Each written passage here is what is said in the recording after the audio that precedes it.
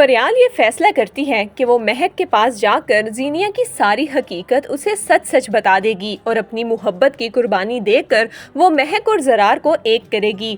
फरियाल महक के पास हॉस्पिटल आती है और कहती है कि मुझे आपसे इम्पोर्टेंट बात करनी है। महक फरियाल को देखकर चौंक जाती है और फिर उसे अपने ऑफिस में बैठने को बोलती है। फरियाल महक को सारी सच्चाई बताती है और कहती है कि मैं मानती हूँ, मैं जरार से बचपन से ही मोहब्बत करती थी। मेरे अब्बू की डेथ के बाद ही हर मुश्किल वक्त में जरार ने ही मेरा और मेरी अम्मी का साथ दिया, लेकिन ये फीलिंग्स सिर्फ मेरे दिल में थी।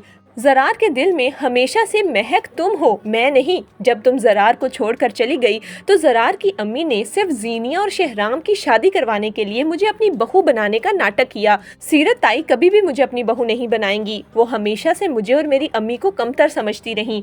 जीनिया ने मेरे कमरे में आकर मेरी पर्सनल डायरी चुरा कर जरार को दिखाई। उसके बाद से जरार ने मेरे साथ रिश्ता खत्म कर लिया, लेकिन जब तक वो मेरे साथ रहा उसके दिल में सिर्फ तुम थी। मैं सिर्फ तुमसे ये कहने आई हूँ कि जरार के लिए अपने दिल में कोई भी गलतफहमी मत रखना। वो तुमसे मोहब्बत करता है, उसका हाथ थाम लो। ये कहकर वो वहाँ से चली जाती है। महक को अब सारी गेम समझ आने लगती है कि किस तरह जरार की माँ और बहन ने मिलकर ये चाल चली ताकि जरार और महक को एक दूसरे से दूर किया जा सके।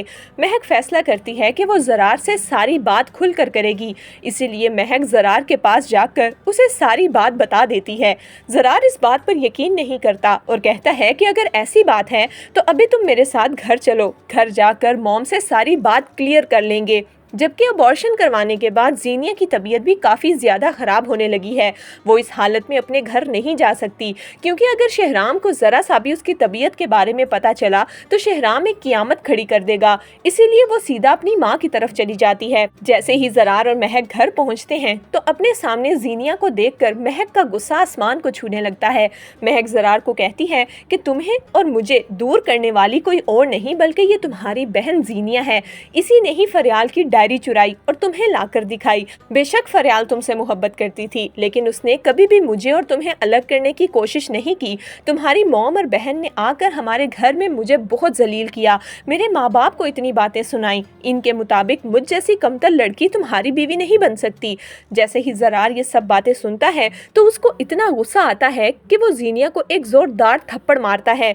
जीनिया, जिसकी हालत पहले ही ठीक नहीं थी, वो जमीन पर बेहोश होकर गिर पड़ती है। सीरत तो वेला मचा देती है और कहती है कि अगर मेरी बेटी को कुछ हुआ तो जरार मैं तुम्हें और इस महक को नहीं छोड़ूंगी। जबकि दूसरी तरफ शहराम की सेक्रेटरी जीनिया को फोन करके बताएगी कि शानजे ने भी ऑफिस ज्वाइन कर लिया है और वो मिस फरियाल के साथ काम कर रही है। तो जीनिया के पैरों के नीचे से तो जमीन ही निकल जाएगी। उसे अब फरियाल पर बहुत गुस्सा आएगा कि कहीं वो शहराम के मजीद करीब ना हो जाए।